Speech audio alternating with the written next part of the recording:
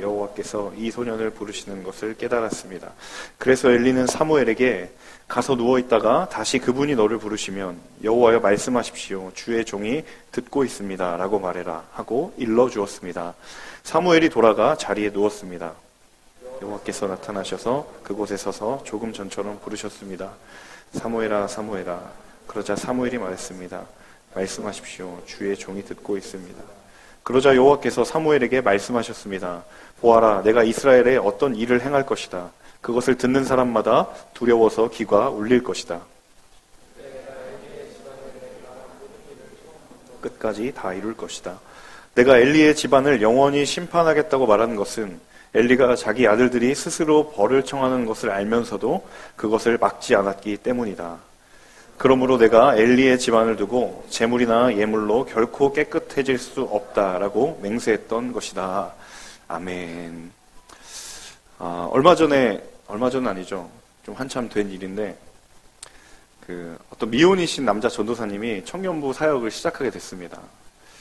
그 전도사님이 부임을 하시면서 미혼이라는 사실이 청년부 이제 퍼지기 시작하면서 굉장히 재밌는 일이 일어났습니다.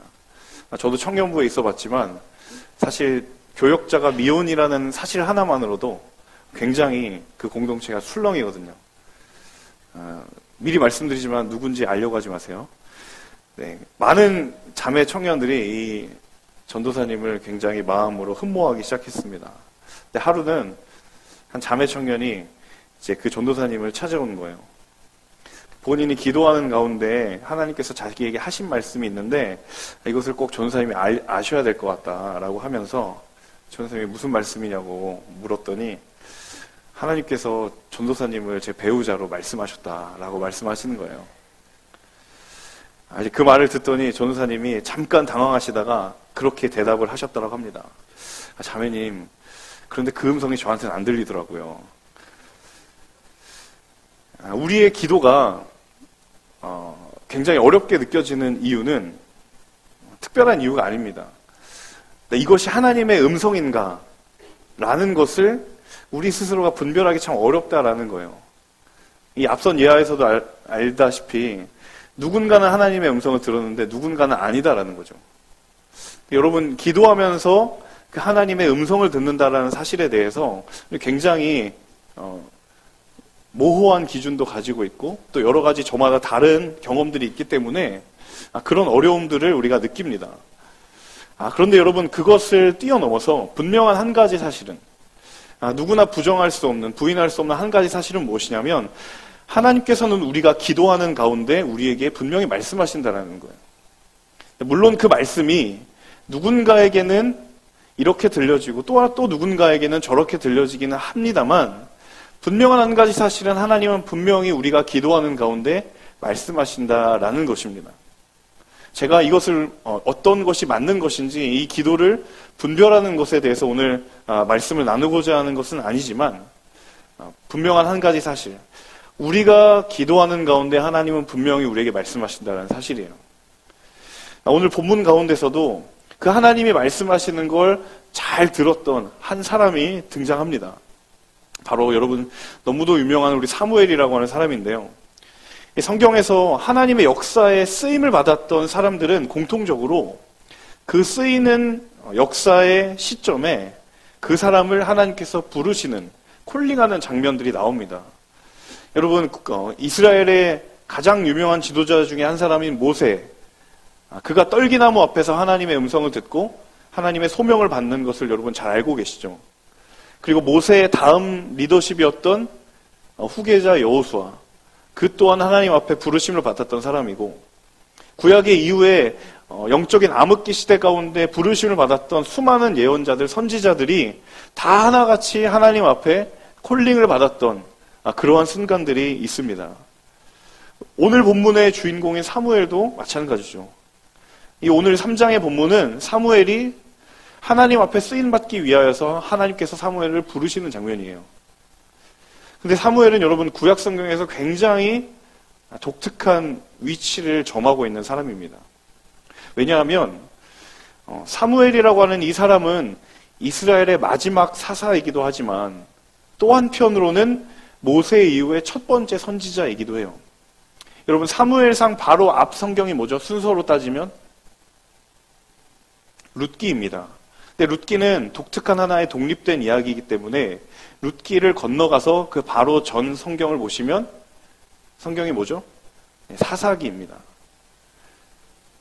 사사기 이후에 그 이야기를 받아서 시작되는 이야기가 무슨 이야기냐 하면 바로 사무엘의 이야기다라는 거예요. 여러분, 사사시대는 어떤 시대였나요? 한마디로 이야기하면 사사기 마지막 장 마지막 절 이야기하고 있는 것처럼 그때 이스라엘의 왕이 없었으므로 각자 자기 소견에 옳은 대로 행했던 영적인 암흑기였다라는 거죠. 그리고 사사시대가 끝나고 이제 사무엘을 통해서 누가 세워지죠? 이스라엘의 왕이 세워집니다. 비록 그 왕이 하나님이 기뻐하시는 왕은 아니었지만 사무엘을 통하여서 왕정시대가 시작됩니다. 그러니까 사사였던 시대와 그리고 왕이 다스리는 왕정시대를 연결하는 이 다리 역할을 했던 인물이 사무엘이에요. 그래서 사무엘이 했던 역할은 사사이기도 하지만 또 한편으로는 선지자이기도 했고 왕이 세워지기 이전에 왕의 역할 또한 했던 것이 사무엘이 가졌던 사명이었다라는 거예요. 그런데 여러분, 이 사무엘이 부름을 받았던 이 시대에 대해서 성경이 다음과 같이 이야기합니다. 오늘 본문의 1절 말씀이 바로 그 시대를 이야기하고 있습니다. 우리 1절 말씀 자막을 통해서 다시 한번 함께 읽어보도록 하겠습니다. 함께 읽습니다. 소년 사무엘은 엘리 밑에서 여호와를 섬기고 있었습니다. 그 당시에는 여호와께서 직접 말씀하시는 일이 드물었고 이상도 많지 않았습니다. 1절을 보시면 그 당시를 어떻게 표현하고 있냐면 여호와께서 직접 말씀하시는 일이 드물었고 이상도 많지 않았다. 여기서 말하는 이상은 하나님의 사람들에게 보여주시는 계시, 하나님의 말씀이었던 것이죠. 직접 하나님의 말씀하시는 일이 드물었다. 그리고 이상이 많지 않았다. 계시가 많지 않았다. 이것에 대해서 개역개정 성경에서는 이 구절을 이렇게 표현하고 있습니다. 자막을 통해서 다시 한번 읽어보겠습니다. 같이 한번 읽을까요? 여호와의 말씀이 희귀하여 이상이 흔히 보이지 않았더라. 이 시대를 개역개정 성경은 말씀이 희귀했다라는 거예요. 하나님이 말씀하시는 것을 좀처럼 찾아보기 힘든 시대였다라는 거예요. 근데 여러분, 정말 하나님이 말씀하지 않았을까요? 사실 그것보다 하나님의 말씀하시고 계심에도 불구하고 듣는 이들이 그 하나님의 말씀을 듣지 않았던 시대가 바로 이 시대였다라는 거예요. 하나님이 전혀 말씀하시지 않을 때도 있었지만 하나님의 말씀을 하나님의 말씀대로 들었던 사람들이 너무도 찾아보기 어려웠던 시대가 바로 이 시대였다라는 거예요. 그들의 영혼 가운데 하나님의 말씀이 전혀 담겨져 있지 않았던, 영적으로 침체되어 있던 시대였고 가장 혼란스러운 시대였고, 그 하나님의 말씀이 소멸되니까 그 자리를 어떤 것이 대신했냐면 사람의 생각과 사람의 방법과 사람의 의견과 사람의 언어들이 그 자리를 대신했던 시대가 바로 이 시대였다라는 거예요. 그 시대 가운데 오늘 사무엘이 부르심을 받습니다. 영적으로 황폐해져 버린 가장 메마른 시대 가운데 사무엘이 부르심을 받았는데, 비록 시대는 그렇게 메말라 있었지만 하나님은 그 사무엘을 통하여 하나님의 일을 이루어 가신다는 사실이에요. 그래서 여러분, 이 대목에서 우리가 기억해야 될 중요한 첫 번째 사실은 무엇이냐면, 다 같이 저를 따라해 봅시다. 기도는 메마른 영혼을 적신다. 다시 한번 따라해 봅시다. 기도는 메마른 영혼을 적신다. 사무엘이 하나님 앞에 쓰임받기 시작할 때 일어났던 한 가지 일이 있습니다. 바로 사무엘상 3장의 19절, 20절의 말씀인데요. 우리 자막을 통해서 같이 한번 읽어보겠습니다. 함께 읽습니다. 사무엘이 자라매 여호와께서 그와 함께 계셔서 그의 말이 하나도 땅에 떨어지지 않게 하시니 단에서부터 브엘세바까지의 온 이스라엘이 사무엘은 여호와의 선지자로 세우심을 받은 줄 알았더라. 사무엘이 어릴 때 부르심을 받았다가 장성하여서 이제 하나님의 일을 하기 시작할 때에 가장 먼저 일어났던 첫 번째 사건이 무엇이냐면 바로 사무엘의 말은 곧 하나님의 말이었다는 거예요. 여러분, 바로 직전에 이 시대가 어떤 시대였다고요? 말씀이 희귀해진 시대. 하나님의 말씀이 들리지 않았던 시대. 하나님의 말씀이 부재했던 시대인데, 기도하는 사람 사무엘을 통하여 일어났던 가장 최우선적인 변화가 무엇이었냐면 사무엘의 입을 통하여 하나님의 말씀이 회복되기 시작했다는 거예요. 메마른 시대 가운데 기도하는 한 사람을 통하여서 하나님의 말씀이 회복되기 시작했다라는 사실입니다. 그의 어떤 말도 땅에 떨어지지 않고 그들의 심령 가운데에 전달되었다라는 거예요. 어떻게요? 하나님의 말씀으로. 여러분, 사무엘을 통하여 하나님이 영적으로 폐허가 된 메말라버린 이 이스라엘을 다시 회복시키는 일에 이 사무엘을 하나님이 쓰고 계신다는 사실입니다. 그래서 여러분, 우리의 기도는 바로 우리 영혼의 오아시스와 같습니다. 우리의 기도가 필요할 때 해야 하는 그런 선택의 요소들이 아니라 기도하는 사람의 심령은 결코 메마르지 않는, 우리의 기도는 우리의 메마른 심령을 적시고도 남게 하는 충만한 하나님의 능력이 있다는 사실을 여러분은 기억하시고 그것을 경험하실 수 있기를 주님의 이름으로 축복합니다. 사랑하는 여러분, 기도하는 여러분을 통하여 여러분의 캠퍼스가 변화될 줄로 믿습니다. 사랑하는 여러분, 기도하는 여러분을 통하여 영적으로 황폐해진 황무지와 같은 가정이 살아나게 될 줄로 믿습니다. 기도하는 여러분을 통하여 우리의 삶의 모든 지경이 영혼의 봄이 찾아오게 될 줄로 믿습니다. 여러분, 기도하고 계십니까? 여러분의 삶 가운데 여러분은 과연 기도하고 계십니까? 사무엘 한 사람을 통하여서 말씀이 소멸된 시대를 다시 하나님의 말씀이 되살아나는 시대로 만드시는 이 하나님의 방법이 오늘 우리의 삶 가운데도 여전히 하나님은 일하기를 원하시는 하나님의 방법인 줄로 믿습니다. 이 기도의 끈을 놓지 않는 저와 여러분이 되실 수 있기를 주님의 이름으로 간절히 축원합니다. 두 번째, 사무엘을 통하여 주시는 하나님의 메시지는 바로 함께 읽어봅시다. 하나님은 기도하는 사람을 준비시키신다. 사무엘상 3장 2절에서 3절을 우리 같이 한번 다시 읽어보도록 하겠습니다. 2절과 3절 함께 읽습니다. 어느 날 밤 눈이 어두워져 잘 보지 못하는 엘리가 잠자리에 누워있고 하나님의 등불이 아직 꺼지지 않았고 사무엘은 하나님의 궤가 있는 여호와의 성전에 누워 있었습니다. 2절과 3절을 보시면 이미 사무엘이 어린 나이 때부터 하나님의 일을 돕기 시작했어요. 그가 하는 일이 큰 일은 아니었어요. 이 지성소에 있는 언약궤 옆에 있는 하나님의 불이 꺼지지 않도록 그 불을 관리하는 일이었어요. 근데 여러분, 이게 굉장히 사소한 일처럼 보이지만 굉장히 엄중하고 굉장히 무거운 일이었어요. 그것이 어디 나와 있냐면 바로 출애굽기 27장을 보시면 이 규정에 대해서 성경은 다음과 같이 이야기합니다.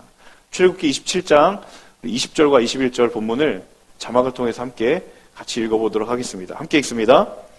이스라엘 백성들로 하여금 올리브를 짜낸 깨끗한 기름을 등잔용으로 내게 가져오게 하여 등불이 항상 켜있게 하여라. 아론과 그의 아들들은 증거궤 앞에 휘장 바깥 회막에서 저녁부터 아침까지 여호와 앞에 등불을 켜놓아야 한다. 이것은 이스라엘 백성들 가운데서 대대로 지켜야 할 영원한 규례다. 그냥 불을 켜고 끄는, 불을 관리하는 사소한 일처럼 보이지만 이게 어떻게 켜져 있어야 되냐면 항상 켜져 있어야 돼요. 그래서 실제로 제사장들이 순번을 정해서 밤에 기름이 떨어지면 그 기름을 채워서 그 불을 다시 살리고, 그래서 그 불이 항상 켜지도록 유지를 했던 것이죠. 만약에 그 불이 꺼지면 어떻게 되느냐?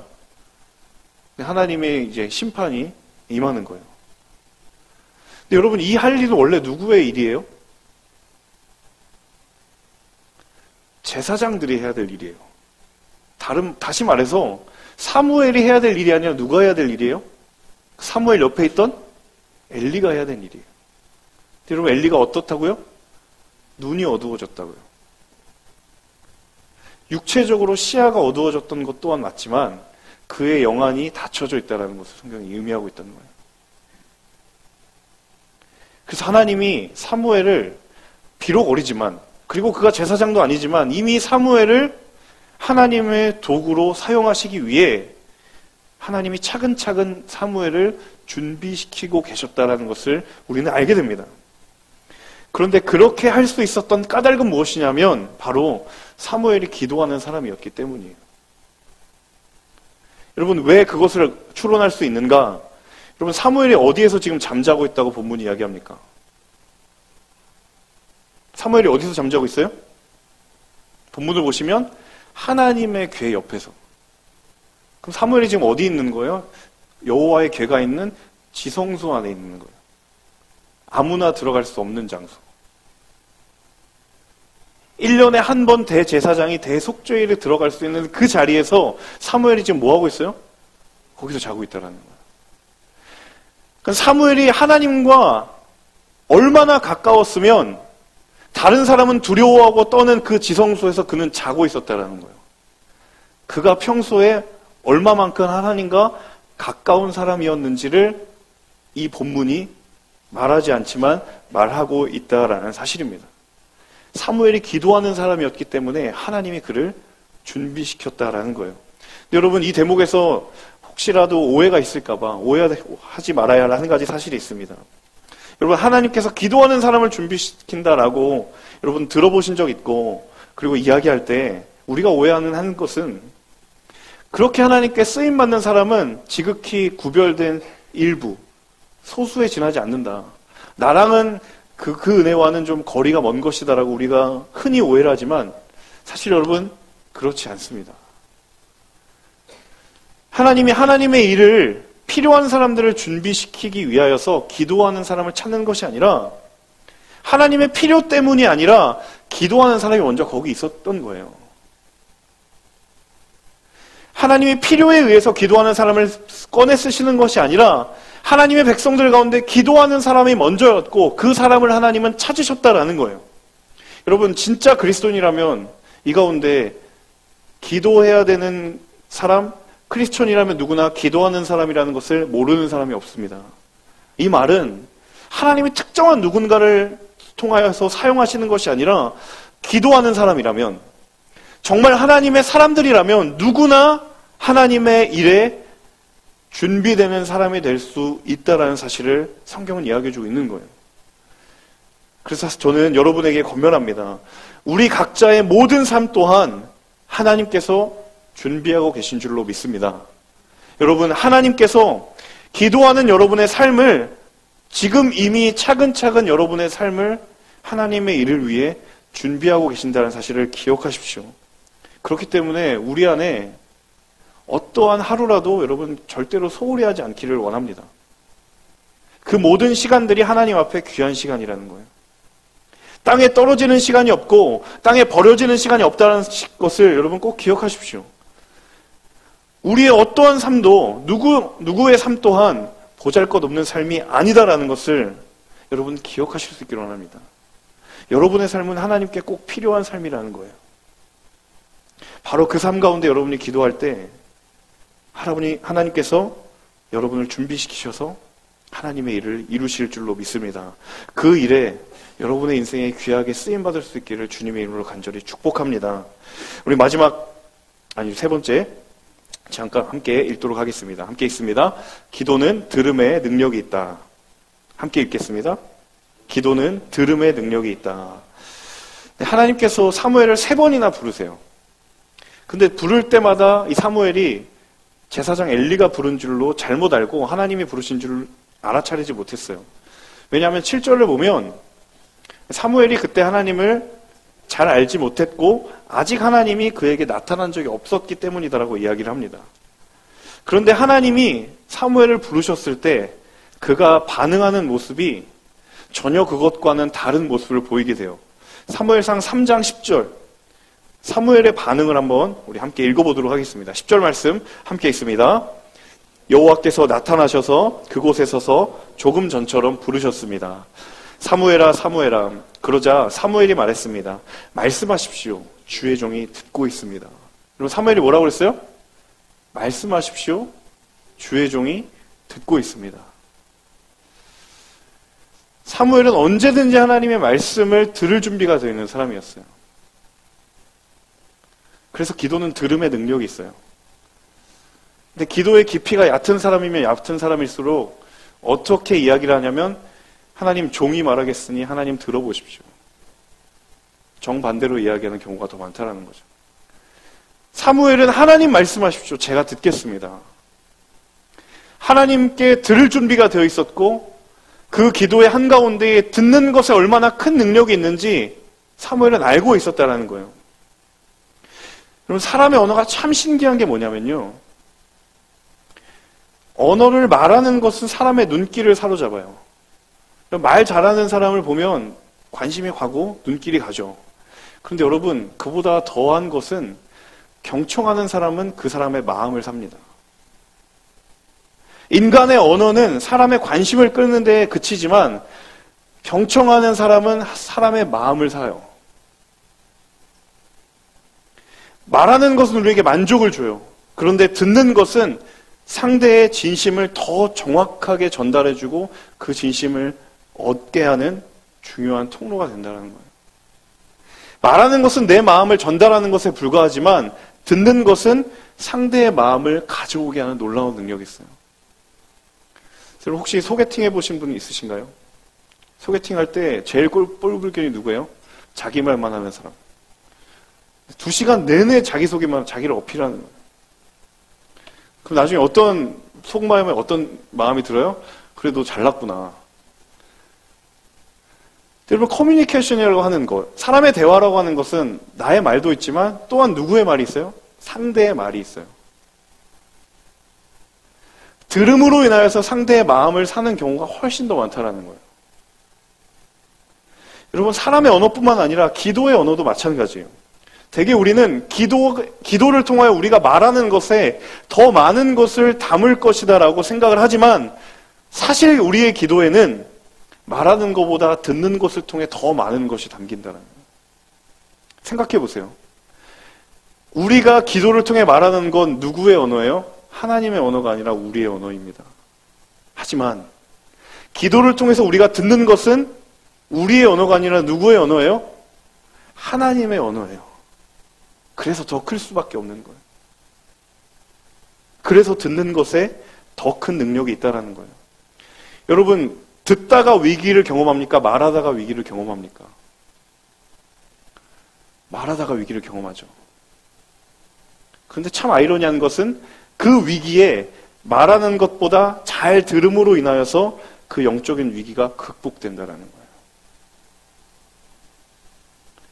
성경의 지혜로 가장 유명한 한 사람, 솔로몬이 이스라엘의 왕이 되었을 때 그가 가장 먼저 하나님 앞에 구한 것, 하나님이 그에게 물어봅니다. 내가 너에게 무엇을 줄지 네가 말해보아라 라고 했을 때 솔로몬이 가장 먼저 간구한 것이 바로 이것이었습니다. 열왕기상 3장 9절에서 10절의 말씀 같이 한번 읽어보도록 하겠습니다.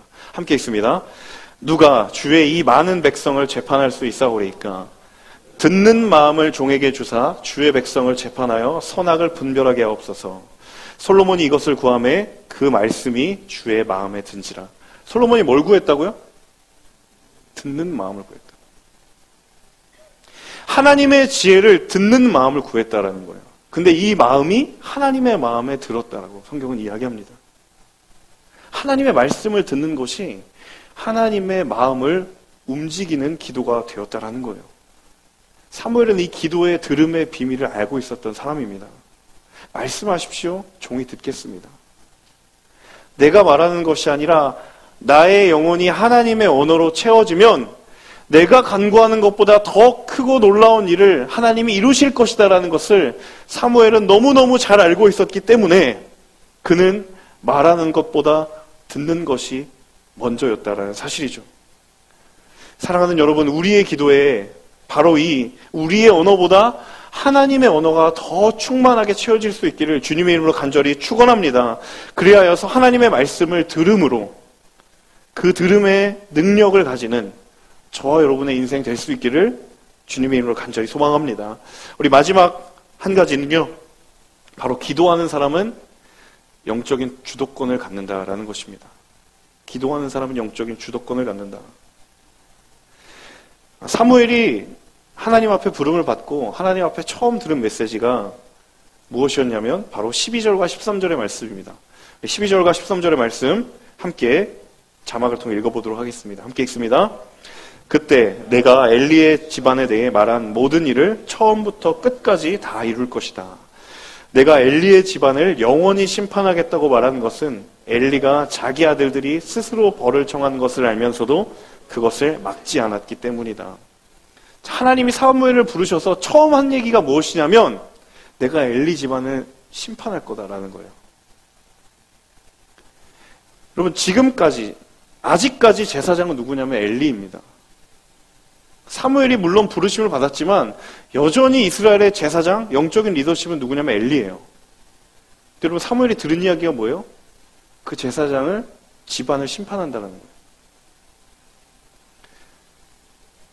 근데 심지어 그 다음날 엘리가 사무엘을 부릅니다. 그러고 물어보죠. 하나님이 뭐라고 얘기했냐.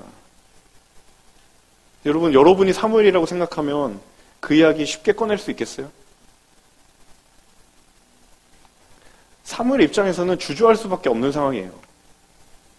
그러니까 자신의 스승과도 같은, 그리고 이스라엘의 지도자라고 하는 엘리를 하나님이 심판하겠다라는 것을 자신이 들었는데 그 이야기를 지금 해야 되는 상황인 거예요.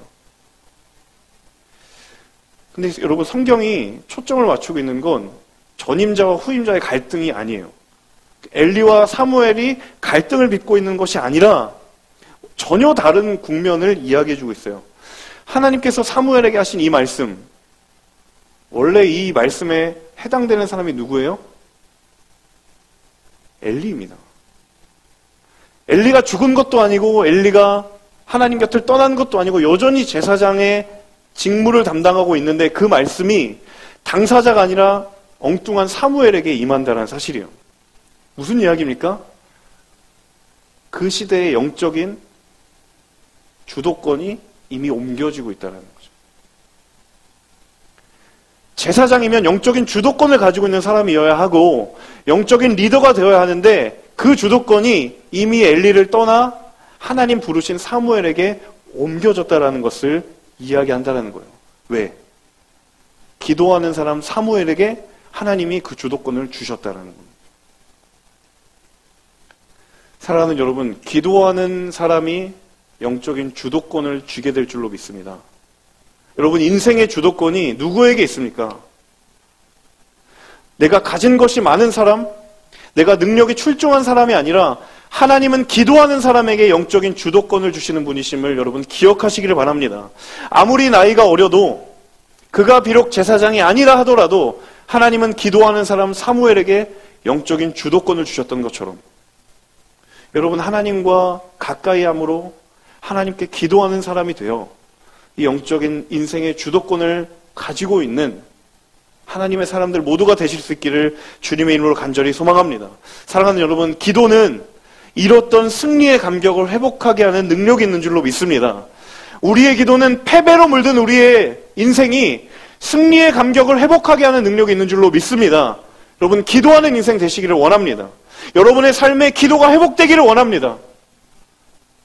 우리가 기도할 때 옮겨졌던 촛대가 다시 우리의 삶 가운데 비추어져 다시 우리의 삶에 보이지 않았던 희망이 비추어지는 그러한 기도의 회복의 은혜가 저와 여러분 가운데 일어나게 될 줄로 믿습니다. 여러분, 사무엘상 3장의 시작은 굉장히 암울한 시대로 시작해요. 말씀이 사라졌고 하나님의 말씀하시지도 않았고 하나님께서 백성들을 포기한 것 같은 그런 암흑기와 같은 시대였는데 사무엘상 3장의 마지막은 어떤 서술이냐면 하나님께서 말씀으로 자기를 다시 드러내시기 시작했어요. 여러분, 그것이 누구를 통해서 변화된 일이에요? 기도하는 사람 사무엘을 통하여 변화되었다는 사실입니다. 여러분, 우리의 삶 가운데 하나님이 도무지 나의 삶 가운데 말씀하지 않는 것처럼 느껴지십니까? 혹은 하나님의 나에게 주셨던 희망이 희미해져 버린 것 같은 그런 느낌으로 여전히 불투명한 안개와 같은 신앙생활을 하고 계십니까? 여러분, 다시 한번 여러분의 삶 가운데 도전합니다. 우리의 기도를 통하여 희망을 다시 비추게 되는 은혜의 역사가 우리의 모든 삶 가운데 경험될 수 있기를 주의 이름으로 축원합니다. 여러분, 이 기도의 능력에 여러분의 인생을 한번 도전해 보십시오.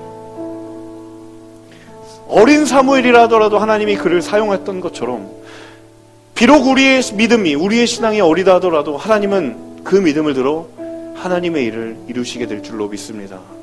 그러한 믿음의 걸음을 살아가시는 이번 새롭게 시작되는 우리 폴투의 모든 삶의 지경마다 하나님의 놀라운 기도의 능력이 회복되기를 주님의 이름으로 간절히 축원합니다. 시간 함께 찬양하고 이 말씀 붙들고 기도했으면 좋겠습니다. 기도하는 사람을 통하여 여전히 하나님의 불을 밝히시고 잃었던 소망과 희망을 회복시키게 하시는 그 하나님의 능력을 의지하며, 하나님 우리의 삶 가운데도 그 희망이 다시 한번 불타기를 원합니다. 하나님 다시 한번 기도하는 인생을 통하여 우리의 삶 또한 하나님 앞에 그렇게 쓰여지기를 원합니다. 우리 함께 기도하며